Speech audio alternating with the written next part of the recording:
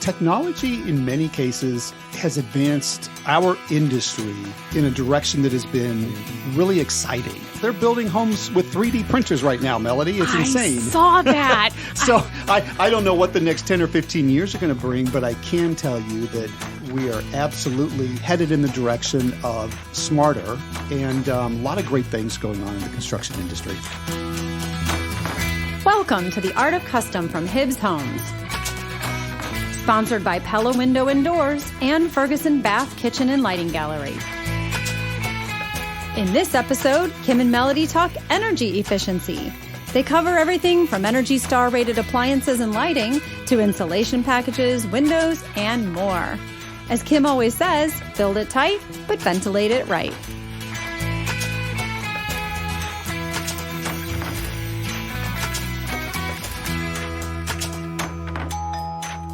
The brilliant puppet Kermit the Frog once sang the song, "It's Not Easy Being Green." Melody, you want to give us a few bars?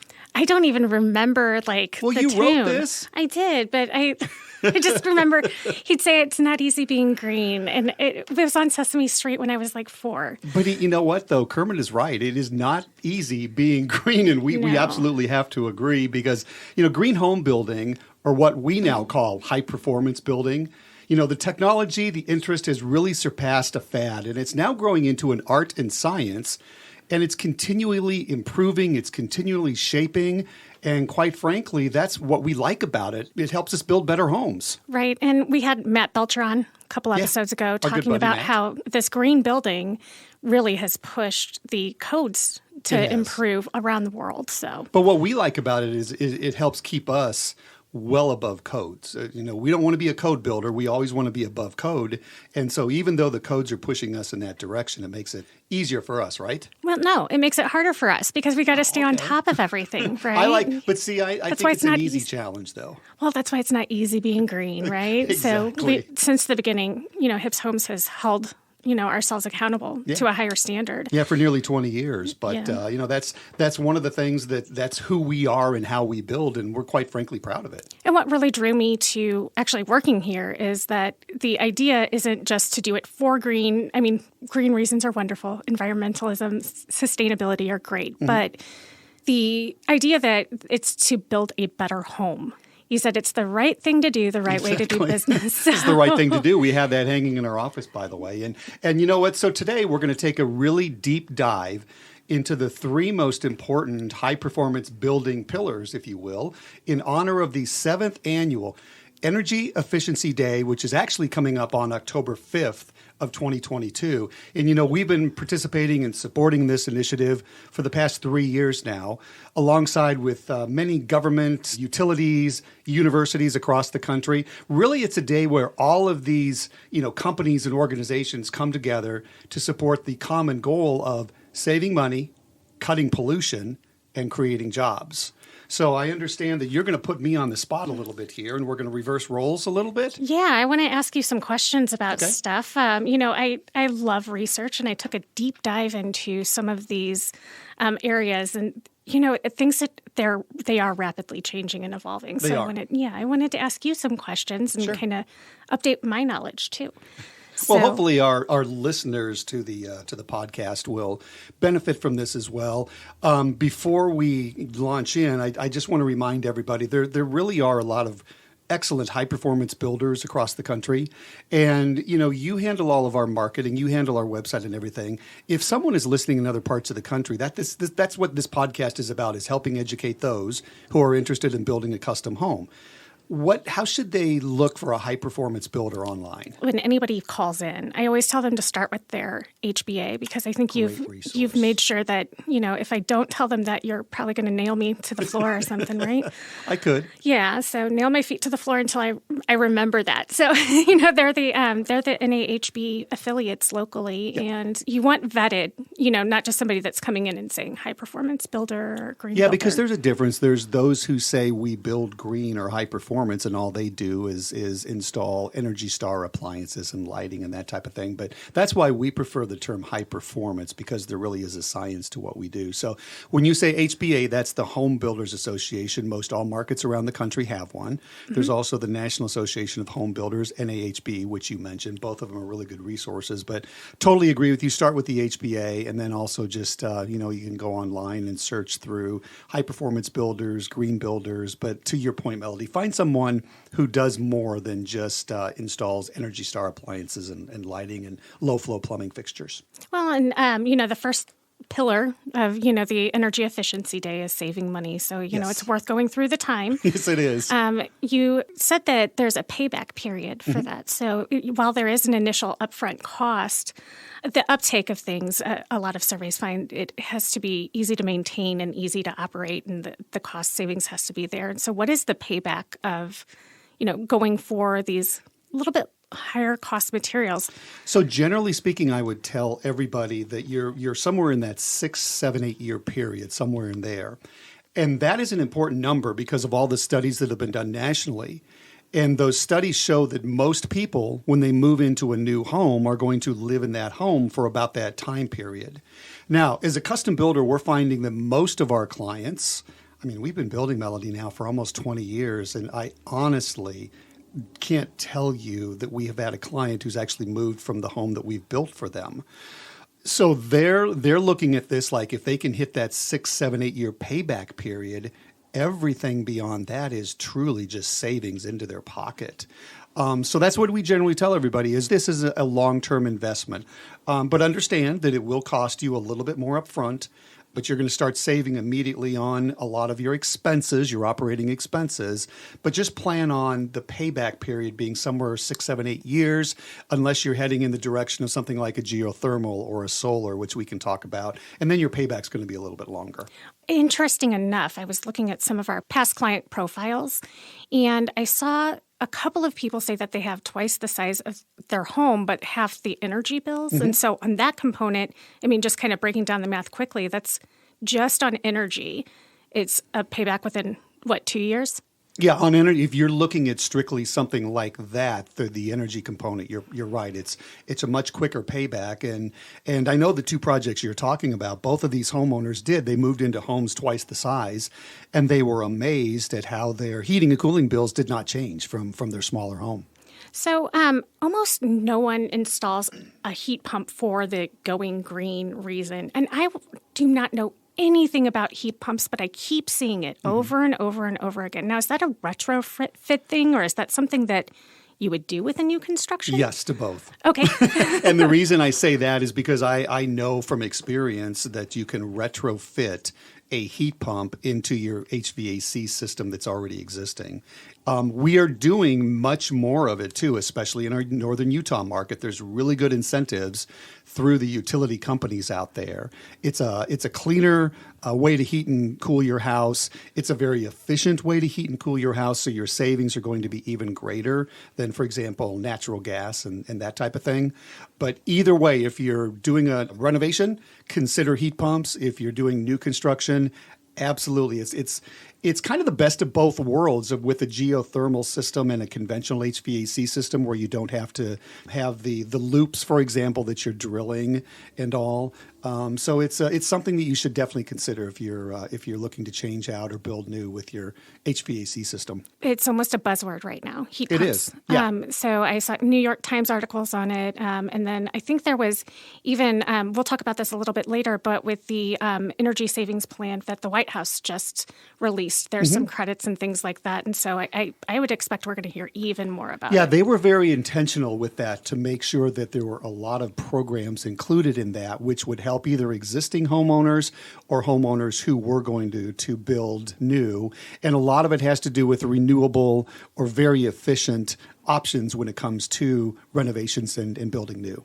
One of the statistics that I came across was just switching out your appliances for Energy Star could save around $500 a year. Yes. Tell me a little bit about where that savings stacks up outside of appliances. I would say this, that even if you're only looking for that Energy Star label, which everyone knows what that looks like right now, that's a great place to start. But you can carry it on so much further, for example, than just the appliances. Windows is a great area. I mean, you're talking significant savings if you're going to an Energy Star rated window.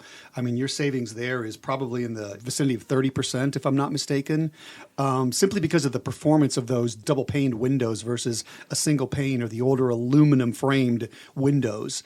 So even if you're thinking about replacing windows in your existing home, go to a double pane window of some sort, Energy Star rated for your area. That rating will vary depending upon what part of the country you live in. So make sure that you're working with someone who understands that. But there's a significant savings when it comes to windows. There's a significant savings when it comes to the lighting that you're putting in your house. And again, look for that Energy Star label on the lights, or look for LED lights actually too, especially the can light. It used to be, even a few years ago, it was hard to get dimmable can lights that operated properly, but that's just not the case anymore. Mm-hmm. And there's so much savings opportunity with your lighting package. We talked about appliances, we talked about windows, HVAC systems, we talked about that as well. We want to make sure that you're putting in is a very highly efficient furnace system, heat pump system, whatever you can afford, but the efficiency is truly there. You'll eventually meet that payback. And it also delivers a product that's so much more comfortable. So most of these systems come on at different airflows. So if you don't need a lot of heating and cooling, it's going to come on at a much slower rate than if you need more heating and cooling. And that itself is very efficient as well. Insulation packages, somewhere else that we always advise our clients to spend a little bit more on the insulation package, because that's how the whole performance of your home starts. The wall assemblies, the insulation, the windows, the HVAC systems, it all works seamlessly together to provide that high performance house. Another thing with lighting and windows, we talk a lot about solar orientation on your lot. Mm-hmm. And so even just paying attention to having those low E windows in certain positions so you can keep your lights off during the day. I'm not a fan of artificial lighting. Very not a fan. Neither am I, and it's interesting because even in the evenings, I'll have our lights at home. Some of them are programmed, and I can program them to certain levels. And even when it's dark outside, I don't like to have the lights on as high as they can go. And my wife always makes fun of me because she says, "You like living in the dark." Well, it's not that bad, but it's just more comfortable to me when I have a light at maybe 50, 60, 70% of its maximum. And that's another benefit that people should think about when they're, renovating or building new, or incorporate, and they're very inexpensive, dimmers into the house. So you can regulate exactly the output of the light at that particular time. LEDs have advanced that you can even control temperature of the lighting. Yes. I'm a big temperature control person with lighting. I like the softer lighting. Yeah. So the little bit of warmth. And mm-hmm. All my photos at home and at night are like orange because everything's like warm and low lit. So and you mentioned earlier how important it is to think about where you're placing the house on the lot. And I couldn't agree more, because you can take advantage, going into a little bit more deeply, the solar angles. Because, think about it, the afternoon, the sun, as it starts to set, will come across the south, head to the west. And you can take advantage of that, especially in the winter. You want to welcome that light, that warmth into the house. And so if you really want to get geeky on this, think about building a new home and having some sort of a brick or a stone wall on the inside of the house that can absorb that heat. And then as the sun goes down, it can radiate that heat out into the house. Overhangs are huge, even if you live in an existing home.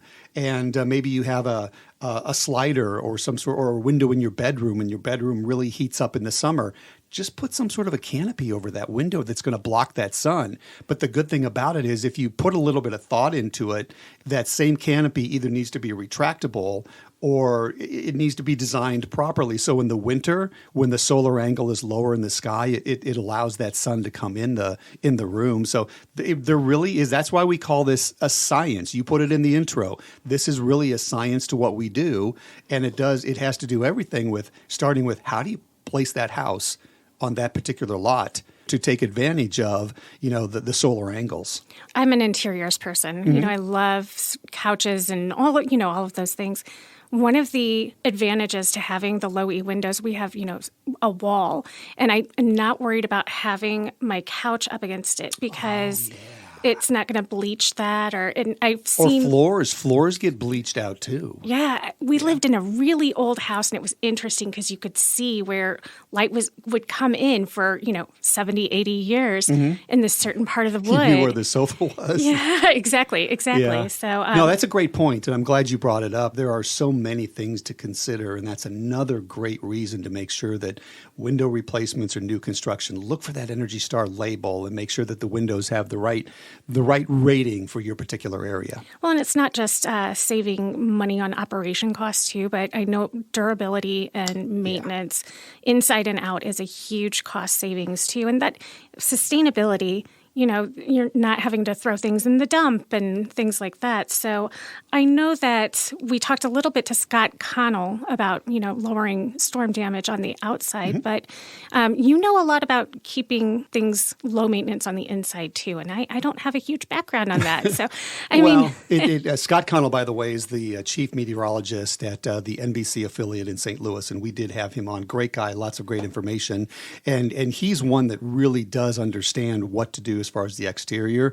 But the interior of the home, again, it's going to come down to, it starts with how you build that house, the materials you use, everything from the studs in the wall to the sheathing on the floor to the insulation packages, the drywall.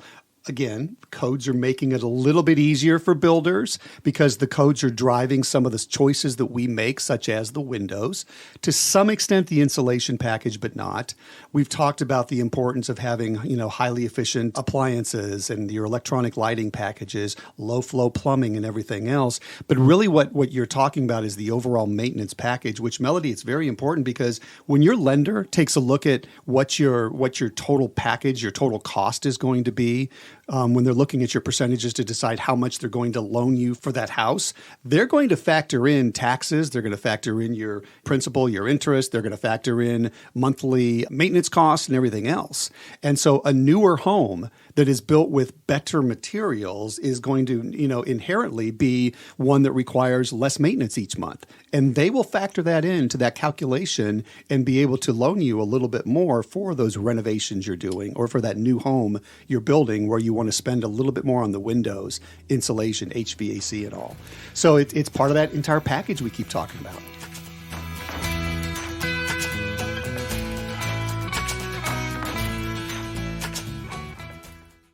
Now more than ever, it's important for you and your family to enjoy the spaces you're in most often. Count on the experts at Ferguson Bath, Kitchen, and Lighting Gallery to help you make the most of home and create a space you'll love to live in together. Shop online or schedule a personalized consultation to discover stunning products from the comfort of your own home. The National Association of Realtors released a report in 2021, and I know we've been going back and forth whether or not does it really have a higher resale value, like you're talking about lenders, the value. It said that 65% of these realtors all across the nation saw energy efficiency was valuable in their listings. And so I was wondering from a builder's perspective, I know that's kind of the resale value. From a builder's perspective, what do you tell people when they think, okay, is this really going to make my home more valuable like the lender thinks? Well, I can absolutely say that it does because I'm a pretty active member with the National Association of Home Builders, and I attend, some of their annual meetings and various meetings each year, and I hear builders all the time talking about high performance and what's working and what's not working. And I can say that across the country, the information that I am hearing and talking with others about typically shows a 3 to a 5% increase in the sale price of a home, a green home or a high performance home. So that, in my mind, is another reason why it's worth it if you spend a little bit more for your, overall high performance package, renovation, whatever, addition, new construction. But the numbers absolutely support the fact that these homes are appraising at higher values and they're selling at higher values too. And you're right, most people, when they're thinking about green, the one component that they're focused on is that energy savings or the monthly savings with your heating and cooling bills. And that has been proven out over many, many, many, many years that it is absolutely happening. And I think that's the reason that these homes are actually selling for, it's been my experience, 3 to 5% more. In this report, they said 22% of realtors that responded did see an increase in their listing value. So, but more than half of their clients are showing interest in sustainability. And this has been a dialogue that we have been having so often for how many years, Kim? Well, we've been having it for 17. Yeah. But I think that it's a conversation, a dialogue that we're having more frequently now, especially with, over the past several years or maybe even the past decade, there's been so much talk about global warming. There's been so much talk about fires and tornadoes and hurricanes and what's the cause of that. There's no doubt about it. We have to pay attention to what we're building. That's one of the reasons I think on a commercial level, virtually every building right now is being built to a standard that is taking into account the energy consumption and the off-gassing and just everything that goes into it. The residential construction industry is not there yet. Mostly driven by individual builders like us and like, some of the guests we've had on our podcast before. Gene with Thrive Homes, for example, out in the Denver, Colorado area. There's a lot of high-performance builders who focus heavily on this. But what's been interesting is looking at the stats of the number of homes that have been rated to one standard or another over the past few years. Every year that number gets ratcheted up, and more builders are focusing on it.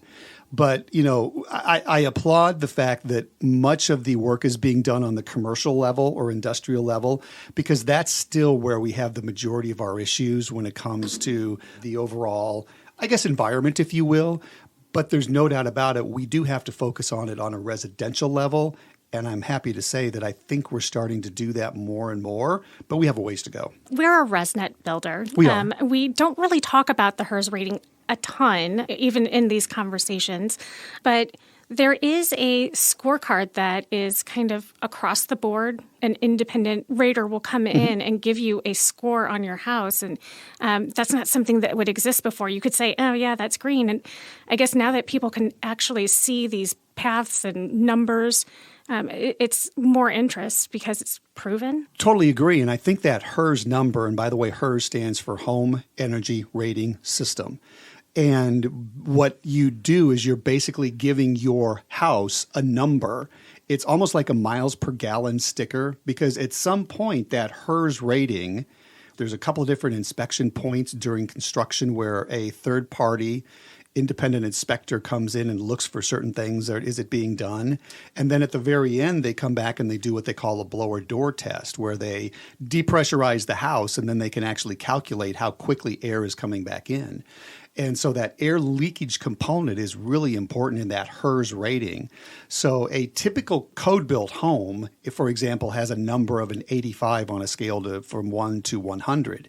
It used to be 100, so that number was based on, I think it was a 2005 home. They set that level, and that's where you come up with 100. So a code-built home right now typically has a rating of an 85. So you can see that over the past decade, even code-built production homes are still 15% more efficient than they used to be.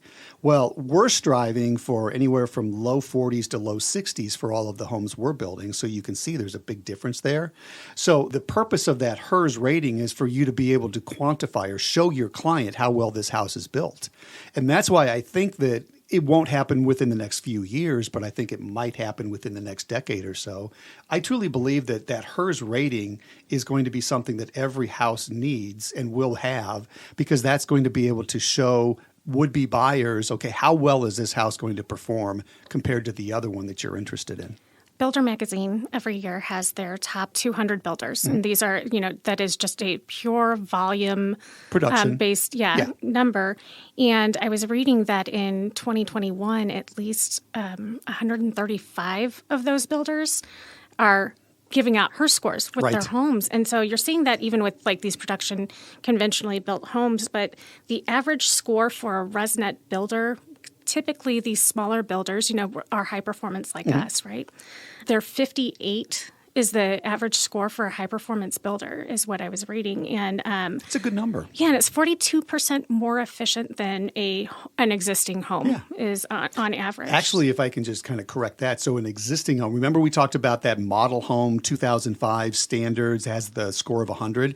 If you're looking at most existing homes, you know what their HERS score is? What? 145. Oh, okay. Much, much higher. So that even shows you that, when some of those other homes were built back in the 60s, 70s, 80s, even the 90s, it's far less efficient, than some of the newer homes that have been built, even starting in 2005 and moving on. So we're absolutely making progress. And that when the big production builders are starting to pay attention to high performance, that's where the industry is going, and that it's the right thing to do because their business model, and I totally understand it. Their business model is to make their shareholders happy and to, make as much money as possible on the bottom line.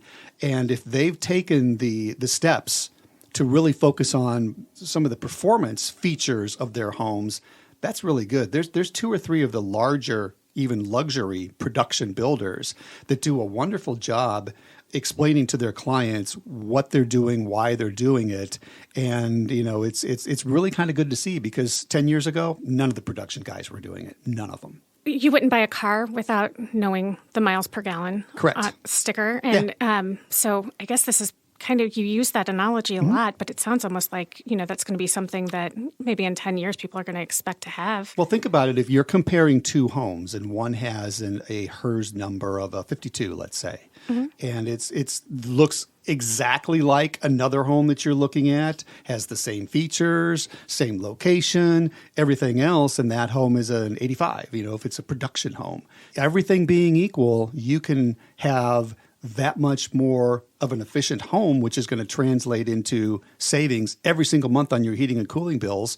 Which home are you going to buy? I mean, it's a no-brainer. Yeah. I'd even probably pay more just for the durability. Yeah. I mean, that's a great component. I'm glad you brought that up because durability comes along with this high-performance building. The materials we're using are so much more durable. And what does that mean? That translates into longevity. This house is going to last a lot longer. But I also contend that the way we build, when you walk in one of our homes, and I've had clients tell us this over and over again, you can walk into one of our homes or anybody who's building high performance, and you can feel the difference immediately, and you can hear the difference. It's quieter. It sounds just more like when you're walking on hardwood floors. It sounds like a more substantial home. The sound value alone, I think, is something that has to be considered because I'm, excited about 2x6 construction because it's more insulation in the walls and better R values and more comfortable. But think about it. It's also a more quiet home because you have that thicker insulation package. And then if you use a little bit of a better window. So it's something that I think gets kind of lost in the conversation, but it's something that I try to at least bring up with our clients and let them know that it's an efficiency, but it's also there for just the ambiance of the home. And so you're not hearing everything outside. That kind of leads us on to our next pillar, cutting pollution. Yes. There are kind of 3 different types of pollution that you can really pinpoint and people are familiar with. You've got your air, you've got your light, and then you've got your sound pollution. And so we talk a lot about comfortable, healthier, energy efficient. And I wanted to kind of dig into what that really means because for a lot of people, healthier can mean one thing or another. But there is so much research out there that legitimately translates home design and materials into healthier lifestyles, sleeping, eating patterns, ability to focus. And, we talk about asthma and things like that. So I kind of wanted to talk about the health impacts of energy efficiency and ask you a couple of questions because I know when you bring it up to people, they're not coming to us because they, want a healthier indoor air quality. But as soon as you mention it is, what are some of those things that you hear? I mean, it's like, oh, of course it makes sense. My daughter has asthma. Exactly. I can't tell you, especially with a lot of the clients in the Midwest, for builders in the Midwest, that seems to be a common issue with a lot of families right now, or children, or some, someone living in the house who has an issue with asthma. This is where we go back to, it kind of starts at the beginning. when you're deciding what that wall assembly looks like. And when you go 2x6 versus 2x4, or if you go a ZIPS panel, which is a structural insulated panel, or if you go ICF, insulated concrete form, if you start the upgrade of your wall assembly at that particular time, it down the line is absolutely going to have an impact on the indoor air quality. We've been doing this podcast, this is our 5th year, and I've probably said this following statement many times on it. Build it tight, but ventilate it right. And that's what we're trying to do. So if you remember back in the late 80s and early 90s, I think the term was sick building syndrome was something that was very popular because so many people, they started building tighter homes, but what they did not do is ventilate them properly. And so you heard a lot about that sick building syndrome. And then we finally realized what we were doing. If you talk to some old school builders right now, they say, I don't believe in building a tight home because the house has to breathe.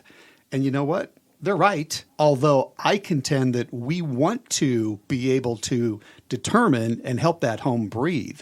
We want to build it tight so when we want fresh air to come in, we're bringing it in on a schedule. When we want to exhaust stale air or moist air, whether it's the bathroom or the cooktop or whatever, we want to be able to get that out of the house as quickly as possible. So we do know the importance of fresh air inside of a home, and it helps with the indoor air quality, but we want to make sure that the material we're using, it doesn't off-gas. So all the construction material we use is no VOC, so there's no off-gassing with that. We want to make sure that everything that we're putting into the house, from painting to carpeting to flooring to cabinetry, has no VOC finishes on it. Because if we're going to build a tighter house, and then if we're going to upgrade our HVAC system, which has a much better filtration system, so if we're filtering the air from inside the house through our upgraded MERV filters more often, that's also part of the healthier indoor air quality. The returns are very important. Now, I know that, by code, you only have to have a certain system designed, your HVAC system designed a certain way. We want to make sure that we have returns in every single one of our bedroom, which helps our indoor air quality and also helps our comfort because we're allowing that air back into the returns and we're controlling, the CFMs that come into the bedrooms. And so it's just a much better system, if you will, that's working together with the exterior wall assemblies, the windows, insulation, HVAC. Again, it just all works together and delivers a home that's extremely comfortable. But to your point, also the indoor air quality is being addressed. We also use what are called ERVs, which is an energy recovery ventilator. That's where we're controlling the air that we're bringing into the house. We know by our HERS score how much fresh air we need to bring into our house based upon the size and based upon what we call an air exchange per hour. So we know if we have to bring in a certain amount of air, we can control that ERV and we can set up when we're bringing air in and when we're exhausting air out. And that's what that ERV will do for us. So it stops the allergens from coming in from Yes. transportation and industry, depending Yes. on how close you live to a highway even. And then it also, by controlling moisture and things like that, you're controlling the indoor allergens and filtering those through as well. So, and you're also saying I should stop putting furniture in front of my return vents is kind of... 100%. Yeah, a lot of it kind of depends. I mean, different parts of the country, you're going to have your supplies and returns in different locations. So a lot of it depends upon where you live. But absolutely, one of the things that we highly recommend, and that's why we do walkthroughs with our clients, we want to know where you're putting furniture, where are you hanging pictures, because we do want to make sure that our registers, which are delivering the heating and cooling, and our return airs, which are taking the air back and through the filter system, we want to make sure those aren't going to get blocked by the clients. One of the pieces of information that I thought was so interesting, as someone who does not suffer from asthma, people with asthma and COPD and bronchitis, dramatic shifts in temperature and humidity can actually trigger attacks as well. And so we say comfort all of the time because, we sell the fact that you can go upstairs and it's the same temperature as downstairs, but, really there's a functional component to that too when you're talking about the health of your occupants. Yeah, you're absolutely right. And that's why the HVAC system that you're using is critical. And that's why building a tight house so you can control the moisture in the house. We're a firm believer that every house, especially those with hardwood, But quite frankly, I think every house needs some sort of a humidifier because you want to be able to control the humidity during the winter for comfort reasons, for health reasons alone. But then at the same time, you want to make sure that like in the summertime, you want to have the right condenser or the 8 air conditioning system, because then you're taking a lot of the moisture out of the house. So it all works together. But to your point, comfort is more than just temperature. Comfort is moisture inside the house, air quality inside the house. And comfort is making sure that you're living in a healthy environment so it's not triggering asthma, COPD, or any of the other, the issues that people tend to deal with if they're confined inside a space with, some of the unknowns. What just popped into my head too is being in a house where you have hardwood, the swings in humidity it's going to impact the way that your boards swell. And I'm an interiors person, so if you have this beautiful hardwood floor and then you start getting gaps in the winter from it being so, dry in the air, dirt gets in there too between those boards point. And just little things like that. So. And that's another reason that we're a big proponent of every home really needs to have a humidifier for those winter months. And that's a really an interesting reason because several years ago we did a large addition renovation project for a client. And where we did the addition, we matched the wood. And we got a call from the client one day and saying, "Hey, there's this gap between the addition and the old, and can you come take a look at it?" Of course, we went out there. Dean, our superintendent at the time, went out and took a look at it, and immediately walked in and saw what was going on. They had not had the humidifier serviced, or it might not have even been on. I can't remember what. There was one on the system, but it wasn't operating properly. So we said, here's what needs to be done. So we called our HVAC contractor. They came in, took care of it. And within the matter of a week or two, that gap had thoroughly closed up. So you have to have moisture inside the house, if nothing else, for your skin, for just for your own comfort. It's definitely something that if you have hardwood in the house, you'll notice if you do not have a humidifier, you will have those gaps that develop when it gets cold and dry outside. On the opposite side of the spectrum, the home that we moved into had custom wooden valances that went with the blinds. And we left town in a really July and, kept everything up because we're not home, right? And the glue failed on one of the valances just because it was so humid and hot in there, and it killed and that's a what really your nice properly tree. sized HVAC system will do as far as the air conditioning is making sure that you take that moisture out of the house during the summertime when it's hot and muggy. One of the things you mentioned in a meeting not too long ago was raised heel trusses. And I was fascinated listening to this because I had no idea what it meant, but it's a way that we build and why that's important. So you're talking about sealing things, and I wanted you to tell people what a raised heel truss was because I thought it was a kind of, that makes a lot of sense. It goes back to the design of a project. And it goes back to understanding how it all kind of comes full circle. And it goes back to the fact that we want to make sure we provide the best possible insulation package for a variety of reasons. It's easier to explain if I can show it, but I'll try to explain it. You have your exterior wall, and the roof truss will sit down on top of that exterior wall.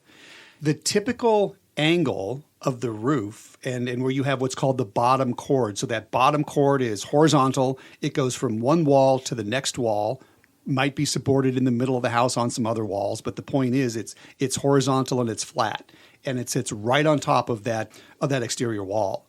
And then you have your angle, or the top chord, if you will, which is the truss which the shingles are attached to. Typically, that top chord is going to take off right where the eave is, if you will, or the soffit is, and it's going to go straight up. So what we do is we add what we call raised heels. So we actually take that angle and we raise it anywhere from 12 to 18 inches right over the outer wall. And what that does is it gives you a little bit of a higher roof line on the outside, but I'm concerned about is how that insulation package is going to work. And it's going to allow us to move that insulation all the way out over the top of what we call the top plate or that exterior wall. So if you did not have that raised heel, that insulation package would start dwindling all the way down to the top plate where it's basically there's nothing there where the truss meets the exterior wall. So raising up that truss 12 to 18 inches allows us to move that insulation out over that exterior wall, and it helps the insulation package. So, and if you're trying to picture it, it'd be like if you're 5 and you drew a picture of a house and you have a square, and then you have the triangle part on the top. And so you raise that triangle up just a little bit so it doesn't touch the square and put a layer right there. You're perfect. That is the perfect description. Okay, good, because that's what I was picturing in my mind. Yeah, that's exactly it. You raise that triangle up, and that allows you to move the insulation out, and it's truly something that might add, depending upon the size and complexity of a house, might add a couple $1,000s to your truss package, maybe a little bit more if it's a big house, but I'm telling you what, it makes all the difference in the world when it comes to the insulation package. When you're talking about what happens right above windows, too, I know that there's the headers. The headers, that's what they're called. There's something special that you can do in the headers, and you can ask your builder to, if they're not offering it, maybe bring it up to them. Like, tell me about that. So what we prefer to do, and a lot of it's going to depend upon what the actual structural engineer says, but generally speaking, those headers, which is the structural material, the structural lumber above the windows, which kind of helps keep the window in place, and you have studs next to it, et cetera, et cetera. But that header is a very important structural component, which helps the integrity of that window. So you usually put in some sort of a 2x material, 2x10, 2x12. Sometimes it's an engineered, depending upon the window. When we're using 2x6 walls, very rarely do we have to have 6 inches or 5.5 as the actual dimension of lumber up in that header area. So what we do is we recess the header, which might give us 1.5 to 2 inches of space that we can actually insulate above the window. And right on that header area. So it's one of those areas that it allows us to get some insulation up there, which helps our overall insulation package by creating what we call a thermal break. We want to have a break from the outside, whatever your material is on the outside, vinyl siding, hardy siding, brick, whatever, all the way in. If there's no insulation, if you go from your exterior material to the wood header to the drywall, you have nothing in there that's acting as an insulator.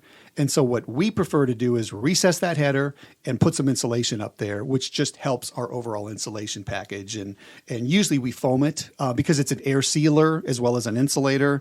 But it's just kind of a smart way to add a little bit more robust insulation package. So that's why when I go to hang my Christmas wreath and I'm bracing myself and contorting and trying to get my wreath on the outside of the windows, that top of the window feels really cold to the touch in the winter. Yeah. Okay. A lot of times that's exactly what happens. That makes sense.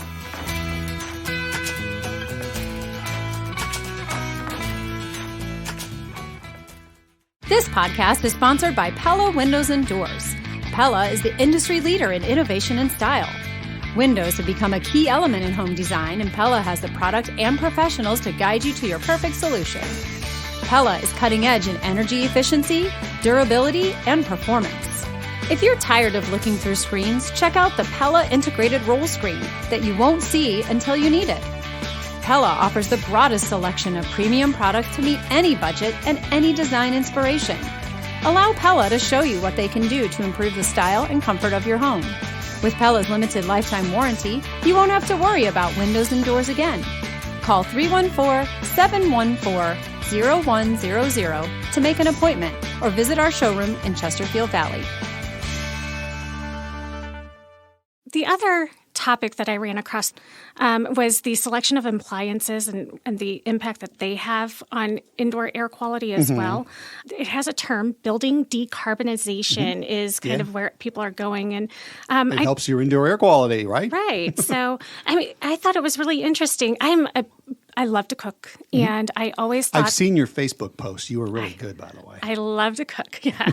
And when we moved, I was so upset to move from a gas cooking range and stove to electric because I was convinced that there was something about the moisture that comes with gas cooking, and my baking was going to be off, and I just didn't want to change. Ooh, I don't like change. But the gas stove actually emits some chemicals into the air. And it does. So it does, yes. Is that really a problem that we see now, or is that more something that if you're renovating or replacing appliances? So here's the rub. Okay. As a green builder, yeah, gas can pollute the indoor air quality, but that's one of the reasons you want to have your cooktop hood above it properly sized to make sure that you're exhausting what you can. You're not going to get it all, is I guess my point. It seems like all of our clients, though, they want the gas fireplaces, they want the gas cooktops. Our water heaters, for the most part, are gas, but they're what we call direct vent. So we're not allowing, any of the fumes to off gas out into the basement or the mechanical room or wherever it is, because we're containing it and running it out the house in PVC. Okay. So we're controlling that. Our fireplaces, most of these units are sealed, so you don't have to worry about that because they're vented as well. But you're right when it comes to the gas. But there's just a common belief out there that gas is the way to go when it comes to cooking, cooktops, ease, convenience, simplicity, taste, whatever. If you're thinking about possibly the best way to go, it would be induction, because it's almost the best of both worlds. It's going to heat up extremely quickly. It's clean. It's very efficient. It hasn't caught on quite as much as I thought it would, and I can't tell you why, Melody. So I dug into that little bit. I did, because I... Go figure, right? Right. Rabbit hole when it comes to cooking. Where would Melody go? So the, I guess, cost of replacing all of your pots and pans, because you have to have a special pot and pan. You do have to have special, yeah. And I also read that it looks like an electric cooktop. And so I would agree with that. Yeah, and people like that, the almost rustic quality that feels like home quality of having those grills over the gas burner, right, even though your induction cooktop's going to be 50% faster to boil water. This is not a hill that I would die on, to be truthfully honest with you, to be honest with you, simply because I think we're controlling, with the cooktop, and it's you get the big cooktops nowadays, so you're going to ventilate the house properly. I do understand the draw to the gas. Heck, Jan and we have a gas cooktop. It's so easy. It's so convenient. I love the look of it. But I think you're right. Now that you bring up from an aesthetic standpoint, that induction, maybe it's not nearly as in keeping with kind of the image you're going for.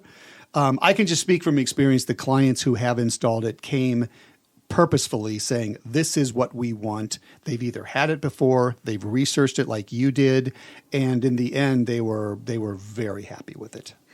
So the other type of pollution that has a major impact on the quality of life inside, we talk about comfort being quiet floor to floor, but there are some other components that it's not just, so I can have some peace and quiet, but the sleep quality increases with being able to design with daylight and having that quietness. So I thought that was really interesting too, because, we say, it's more comfortable, but what does that really mean? It translates literally to being able to sleep better at night. If you have somebody who is working from home, being able to focus more and things like that. And that was another little tidbit that I ran across, and I thought that was great. That's very interesting, because think about it. During the winter months, what typically happens? People's moods can be affected with the lack of sunlight. Absolutely. And they always say you need to have a special sun lamp at your desk in your bedroom somewhere. We're heading into the fall months now. Days are growing shorter. And there's just something about those. You get up, it's dark. You come home from work and it's dark, and it seems like it's dark all the time. There are ways to work around that, though. And to your point, that's where it's so important during the design phase to think about, where are we placing windows? Skylights are huge. You can incorporate skylights into your design these days. And I know what a lot of people are probably thinking, I'm not going to do a skylight, they're going to leak. They don't.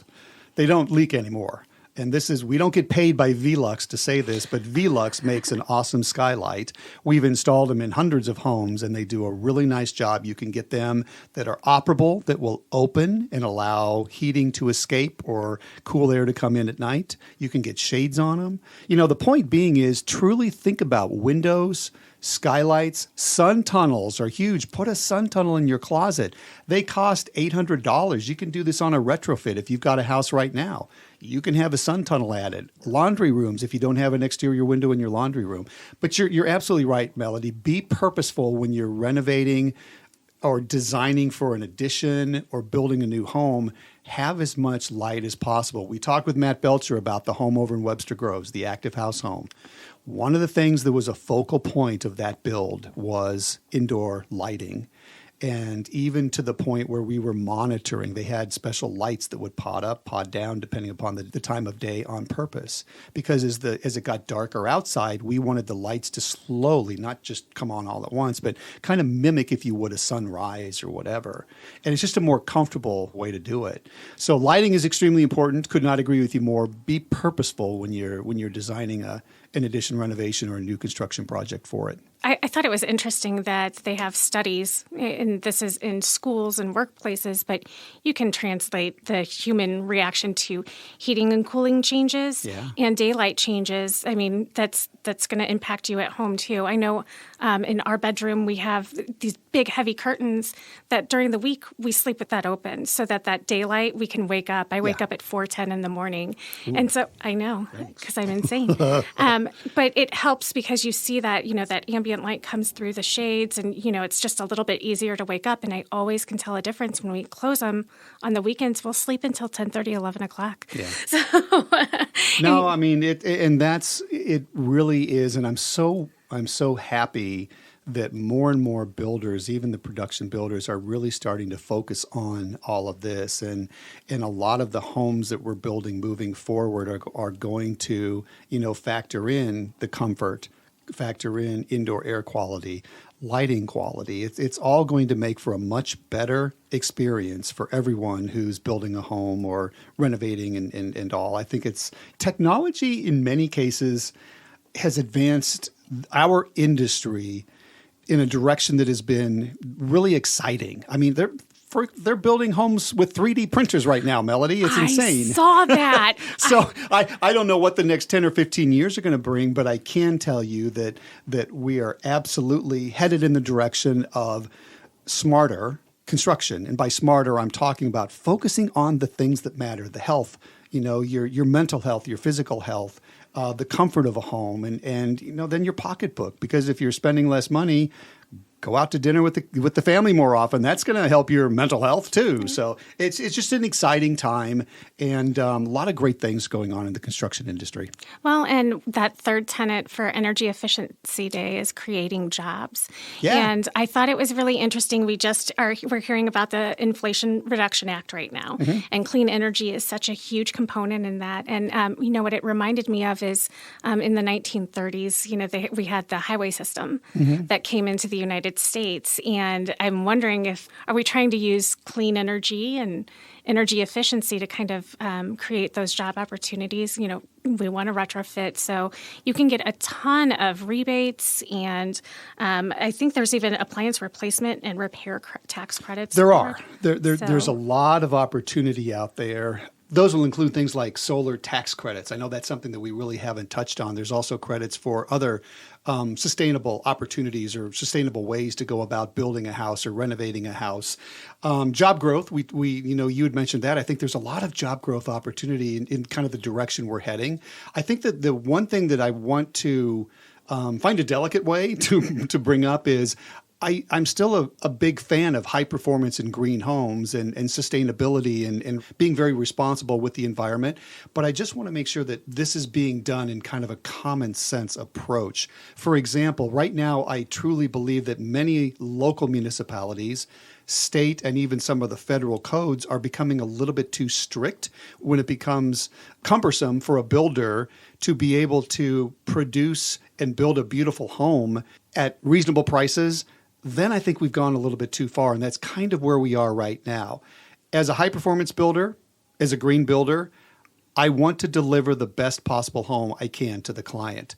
But I think the client should have the option how deep of a high-performance home we're building, how much that home is going to cost. So I think we just have to have some common sense guidelines when it comes to the conversation we're having. Does that make sense? It does. And we're putting together a green home building guide that is going to be launched with this podcast. Good.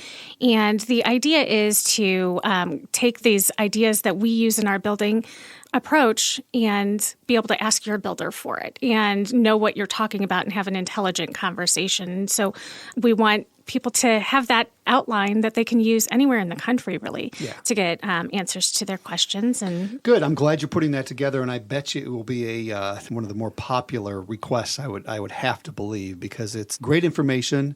We really do want to be a resource, and we're here to help. And we love hearing from, those who are listening to our podcast. If I'm not mistaken, you've heard from a couple recently? I have. Just in the last couple of weeks, I've talked to 2 or 3 people that have called in, and I've helped navigate them to their local HBA. Good. And have, recommended, hey, here's some resources. Even when we talk to people who come to us to potentially hire us as a builder, I'm not a salesperson at heart. So it's difficult for me to see it as, we're trying to push what we are doing on them. You know what I mean? And so we want these resources out there. We encourage everybody to talk to 2 or 3 builders and get an idea of what is right for them, and have a builder that they're comfortable working with that will say, okay, this is right for you, or, maybe back you up sometimes, if you've gotten a little bit too far in another direction. So well put. And I can assure all of our listeners that this truly is a labor of love. We love what we do. We absolutely love this industry, building custom homes, sharing information. We're truly not using this as a way to, try to corner the market on clients, because we're only in the St. Louis and the northern Utah market. So this really is meant to help clients understand about high performance building. And I understand you have a real good episode number 9 for season 5 planned that's also should be helpful for our listeners. I hope so. I know in season 3, we took a deep dive into every piece of the home building process. And so we wanted to get our team together, not only because it's always a fun conversation when our team is together, but we want to talk about each of the individual pieces of the process, and you can hear from, the people who really spearhead that, right. And it's from a client's perspective, and it's not our proprietary building process that, we kind of use to execute, but it is a process for the client, to see, this is what to expect whenever you're working with a builder to go custom. It's, people want the charm of an old home, but they want the high performance stuff of a new home. And so custom is the way to go to combine those. And so, it might be useful to get that bite size, get an idea of who you're working with to do what.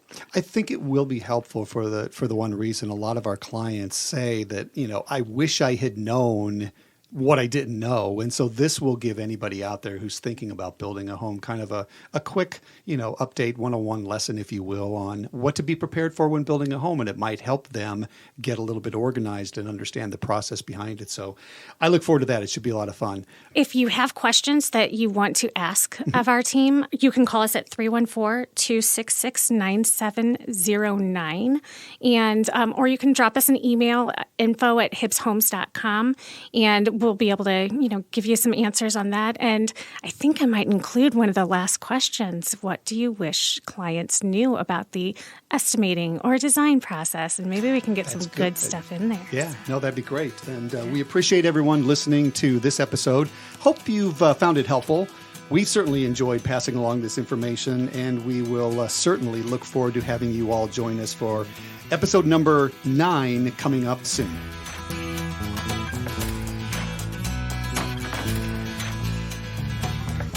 For more information, visit www.artofcustompodcast.com or find us on Facebook as The Art of Custom and on Twitter @ArtofCustomPod. Be sure to subscribe on iTunes, Stitcher, or wherever you get your podcasts to get the latest episodes, and please rate and review to help us grow. The Art of Custom is produced by Hug Monster Sound with original music by Adam Frick Verdine. Thanks for listening.